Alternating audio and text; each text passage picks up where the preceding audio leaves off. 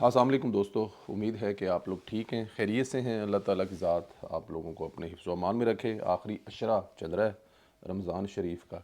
हमेशा रमज़ान शरीफ जब शुरू होता है तो हम कहते हैं कि रमज़ान शरीफ शुरू हो गया है, और फिर कुछ ही दिनों में हम कहते हैं कि रमज़ान शरीफ जो है अलविदा भी हो गया है। ये बड़ी रहमतों वाला महीना होता है, और हमें ये पता भी नहीं होता कि इस साल तो हम रमज़ान में हैं, अगले साल कौन रमज़ान में नहीं होगा हम में से। तो अल्लाह ताला की ज़ात बाकी के जो रोज़े हैं आपको रखने की तौफ़ीक अता फ़रमाए, और आपकी ज़िंदगी में कई ऐसे रमज़ान शरीफ आएँ। अल्लाह पाक आपके रोज़े भी कबूल फ़रमाए, इबादत भी कबूल फ़रमाए, और अपनी रहमतें भी आप पर बरसाता रहे। चैनल को ज़रूर सब्सक्राइब करें, बेल आइकन को प्रेस करें, लाइक और कमेंट करना तो बिल्कुल मत भूलें। पीटीआई ने माजी में अपने जो सूरत हाल है ना, इससे सीखने का कोई, मुझे नहीं लगता उनका कोई इरादा हो कि इससे वो कुछ थोड़ा बहुत सीख लें। इमरान खान जेल में बैठकर भी रियासत को नहीं चलने दे रहा है, ये मुझे और आपको नज़र आ रहा है। खैबर पख्तूनख्वा में असम्बली की महसूस नशस्तें जो पीटीआई को न मिल सकी, पेशावर हाई कोर्ट के हुक्म पर अपोजिशन को अलाट हुई थी। ये पेशावर हाई कोर्ट का हुक्म है, और उस हुक्म पर ये अलाट हो गई थी कि अपोजिशन को, क्योंकि ज़ाहिर है आप लोगों की वो बनती नहीं है। इस दौरान इलेक्शन कमीशन ने तंबीह कर दी थी कि अगर हलफ ना लिया तो सूबे में 2 अप्रैल को सेनेट इलेक्शन नहीं होंगे। इसके बावजूद वहाँ पर हलफ नहीं लिया गया। मतलब रियासत के अंदर एक दूसरी रियासत बनाई जा रही है। मैं बस अब क्या करूँ, मैं मेरे मुंह से अगर ये लफ्ज़ निकले तो बड़े दुख और तकलीफ़ से निकलेंगे कि मुझे तो पता नहीं, वो फिर मैं कहता हूँ ना ही निकले तो अच्छा है। बांग्लादेश वाली सूरत हाल बनती जा रही है कि नहीं मानते जी, जो करना है कर लें आप, हम वही उसी तरफ लेके जाया जा रहा है इस मुल्क को, कि इमरान खान साहब एक अलहदा से जो मतलब मुंह में खाक किस किस्म की चीज़ें सोचते हैं।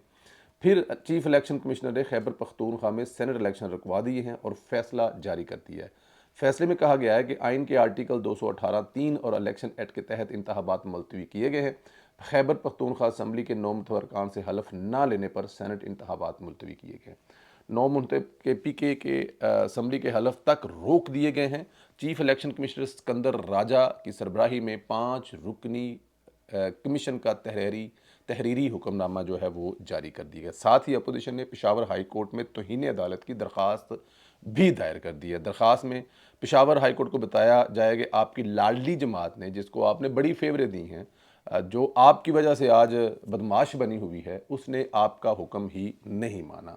ये तौहीन अदालत अली मीन गंडा पर भी लगेगी, क्योंकि गंडापुर खुद धमकियां दे रहा है कि हम हलफ नहीं लेंगे। ज़ाहिर है वो सूबे का चीफ एग्जीक्यूटिव भी है, वज़ीर आला भी है, और वो साथ में धमकियां देने का जो काम है वो भी कर रहा है। ज़ाहिर है वो है तो एक्चुअली बदमाश ही ना, तुसी उन्होंने इधरों फाड़ लो या इधरों फाड़ लो, हेगा तो वो बदमाश ही है ना, गुंडा ही है ना। अब एक गुंडे को, एक बदमाश को आपने वज़ीर आला बना दिया है, तो वो चाह कर भी वज़ीर आला नहीं लगेगा, गुंडा ही लगेगा, क्योंकि वो गुंडा है। तो धमकियां वो दे रहा है कि हम ये कर देंगे, वो कर देंगे। गंडापुर ने कहा कि वाज़ह करता हूँ कि हम लड़ेंगे, आखिरी दम तक जाएंगे। इन गैर कानूनी लोगों, महसूस नशस्तों के जो मेम्बरान हैं ना, उनको वो गैर कानूनी लोग कह रहे हैं, उनको कह रहे हैं जी कि हम लोग आखिरी हद तक जाएंगे, और कुछ भी हो जाए हम इनको हलफ नहीं उठाने देंगे। और ये अदालत का हुक्म है।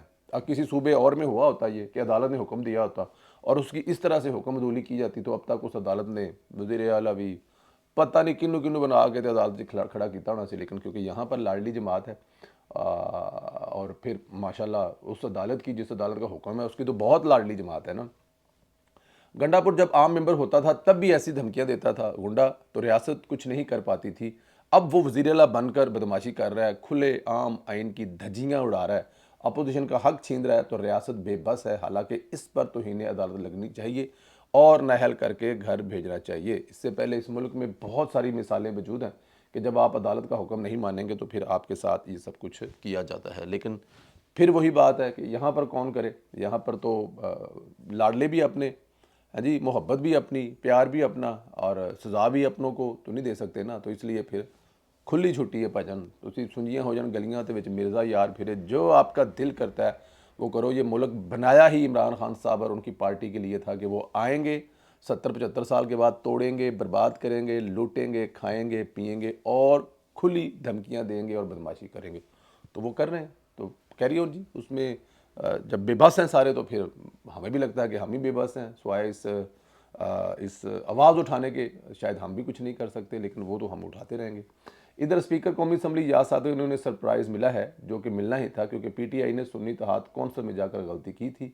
इस गलती का खमियाजा भुगतना पड़ेगा। स्पीकर कौमी असम्बली का तहरीक इंसाफ के आज़ाद अरकान को सुन्नी इत्तेहाद कौंसिल का कारकुन तस्लीम करने से इनकार कर दिया। PTI के हिमायत याफ्ता अरकान को आज़ाद करार दे दिया। स्पीकर ऑफ ने कहा कि इलेक्शन कमीशन ने कौमी असम्बली का सेक्रेटरीट को अरकान के सुन्नी इत्तेहाद कौंसिल में शमूलियत का नोटिफिकेशन नहीं भेजा, और जब तक इलेक्शन कमीशन से पार्टी वाबस्ती का नोटिफिकेशन नहीं आता ये अरकान खुले ही नजरान गए हैं जी, ये किसी के नहीं है, ये आज़ाद हैं। आज़ादी मांग रहे थे ना इमरान खान, आज़ादी लेंगे, क्या कहता था फवाद चौधरी, तेरा बाप भी देगा आज़ादी।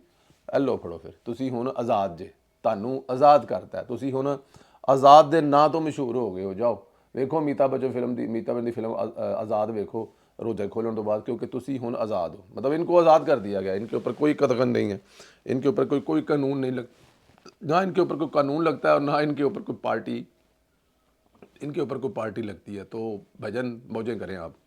अब जब ये आज़ाद तस्वर होंगे तो फिर आज़ाद तस्वर ही होते हैं, कहीं उड़ान भर सकते हैं, कहीं भी जा सकते हैं, फ्लो क्रॉसिंग बीक कदम नहीं लगती। जब आज़ाद हैं तो फिर मुस्तकबिल में इनको मज़ीद सरप्राइज़ मिलेंगे। अब जब तक ये आज़ाद हैं तो फिर ज़ाहिर है कहीं ना कहीं इनका आना जाना लगा रहेगा, और आना जाना इसलिए भी लगा रहेगा कि आज़ाद है भाई। अब आज़ाद को कौन रोक सकता है? आज़ाद वाली तो कोई इसमें कोई स्टोरी नहीं है, आज़ाद वाली तो इसमें कोई बात ही नहीं है जी, कि आज़ाद को किन्ने रोकना है। आज़ाद तो फिर PTI में भी जा सकता है, नून लीग में भी जा सकता है, सॉरी पीपल्स पार्टी में भी जा सकता है। लेकिन खैर ये चीज़ें जो हैं, ये अगर पाकिस्तान तहरीक इंसाफ शुरू में थोड़ा सा अकल का मुजाहरा कर लेती तो शायद ये सब कुछ ना होता। लेकिन क्योंकि उन्होंने अपना दिमाग इस्तेमाल नहीं किया, और दिमाग इस्तेमाल ना करने की वजह से फिर ज़ाहिर है ये वाली हरकत तो उनके साथ होनी थी, और वो हो चुकी है। अब वो बैठे सोच रहे हैं कि हमने जाना किधर है और होना क्या है और करना क्या है। खैर चले लेट्स सी क्या होता है। अब ज़रा 6 जजों के ख़त पर मामला डिस्कस कर लें। जजों के ख़त की टाइमिंग बहुत अहम करार दी थी। इसी टाइमिंग को दोबारा देखें तो कुछ अहम चीज़ें पता चलती है। ख़त से एक दिन कबल Bushra Bibi army chief DGIS पर इल्ज़ाम लगाती है, उन्हें कत्ल की धमकियां हैं, अपनी जान को ख़तरे में करार देती हैं, किसी बड़े तूफ़ान का इशारा देती हैं। अगले दिनों में 6 जजों का ख़त सामने आ जाता है। बताया जाता है कि ख़त में इन्हें इंटेलिजेंस अफसरान या फिर इसी तरीक़ाकार को इख्तियार किया गया जो इमरान खान अपनी तकरीर में किया करता था। इसका मतलब है कि उन्हें सब पता था। बुशरा बीबी जानती थी रियासत और इस्टेब्लिशमेंट 1-2 दिनों में ख़त के बाद बैक फुट पर जाने वाली है। ज़ाहिर है ख़त वाला मामला इतना छोटा तो नहीं है ना, आपने मुल्क को एक बहरान में डाल दिया है। अब इन जजों को पता नहीं कौन प्रेशराइज़ कर रहा है। हम तो अपने हर वीलॉग में यही बात करते हैं और बार बार करते हैं कि इन जजों को पता नहीं कौन प्रेशराइज़ कर रहा है, और उन प्रेशराइज़ का जो रिज़ल्ट है वो समझ से बाहर है। मतलब कि जजों को प्रेशराइज़ किया गया कि आपने इमरान खान को ज़मानत नहीं देनी, तो इमरान खान को एक वक्त में 15-15 ज़मानतें दी गई। जजों को प्रेशराइज़ किया गया कि जो 9 मई वाले नहीं छोड़ने, आपने जनाब ब्याक वक्त दर्जनों के हिसाब से 9 मई वाले छोड़ दिए। जजों को कहा गया कि जी इमरान खान साहब जो है ना वो इस मुल्क के दुश्मन है, मुल्क तोड़ने की बातें कर रहे हैं, उनको डेफिनेट सहूलतें नहीं देनी, उनको पता लगे, जेल को वो महसूस करें कि यार जेल होती क्या है। एक आम कैदी को जेल में क्यों रखा जाता है? ताकि वो अपनी टूट जाए और अपनी गलतियों से सीखे कि यार जेल झीलना तो बड़ा आसान काम है, तो नेक्स्ट टाइम हमने ये काम नहीं करना। लेकिन यहाँ पर उल्टा हो रहा है। क्या इमरान खान को जो जजों को सहूलतें ना देने का फ़र्ज़ किया, यही कहा जा सकता है ना। अब जजों को ये प्रेशर तो नहीं है कि आपने इमरान खान को एक खुला कमरा बनवा के देना है, साइकिल देना है, कुकड़ी देसी, मुर्गी देसी, बकरा देसी। ये अगर तो ये प्रेशराइज़ किया जा रहा है तो फिर मैं मानता हूँ कि वाकई जजों को प्रेशराइज़ किया गया। लेकिन अगर ये कहा गया कि ये सहूलतें नहीं देनी और जज इसके बावजूद सहूलतें दे रहे हैं, तो फिर अब जजों को क्या प्रेशराइज़ किया गया? मुझे कोई एक ऐसी जगह, कोई एक ऐसी सज़ा या कोई ऐसी चीज़ नज़र नहीं आती जो एजेंसियों के हक़ में जाती हो और उनके कहने पर दी गई हो, और फिर इमरान खान साहब जो हैं वो बड़ी तकलीफ़ में नज़र आए हों। यहाँ पे तो इमरान खान साहब इंजॉय कर रहे हैं, उनकी पार्टी इंजॉय कर रही है। उनकी पार्टी जो है वो टोटल 70 सीटें जीत कर या 60 सीटें जीत कर फिर भी 90 सीटें लेके जा रही है, और ऊपर से शोर कर रही है कि हम 180 सीटें जीते हुए हैं। तो ये एक मिली भगत है। ये ख़त वाला जो मामला है ये अचानक नहीं हुआ। ये इसके पीछे माइंड जो है वो पाकिस्तान तहरीक इंसाफ का है, और पाकिस्तान तहरीक इंसाफ के बड़े, वो बुशरा बीबी हों या इमरान खान साहब हों, वो इस बात को जानते थे कि ये सब कुछ होने वाला है, इसीलिए वो चारों तरफ से मुख्तलिफ़ तरीक़ों से घेरने की कोशिश कर रहे थे ताकि रियासत उनके सामने बैक फुट पर चली जाए। दोस्तों अपना बहुत ज़्यादा ख़्याल रखें, अल्लाह ताला की ज़ात आपको अपने हिफ्ज़ व अमान में रखे। क्या नज़र आ रहा है आपको? मैं थक गया हूँ, मतलब मुझे तो समझ नहीं आती कि इस मुल्क के साथ होने वाला क्या है। जैसे बंदा को डिसअपॉइंटेड सा हो जाता है। आप अपनी राय ज़रूर दें, खुल के लिखें कि आप क्या समझते हैं कि आने वाले दिनों में क्या होने वाला है, क्योंकि बहुत ज़रूरी है आपका लिखना। आपके लिखे से हमें भी कुछ थोड़ा बहुत पता चलता है, आप भी हमारे सोर्स हैं। तो ज़रूर बताइए, चैनल को ज़रूर सब्सक्राइब करिए, बेल आइकन को भी प्रेस करिए, और जिन दोस्तों ने अभी तक इसको सब्सक्राइब नहीं किया वो ज़रूर करें। व्हाट्सएप ग्रुपों में सेंड करना मत भूलिए। अपना ख्याल रखें, इजाज़त दें, खुदा हाफिज़।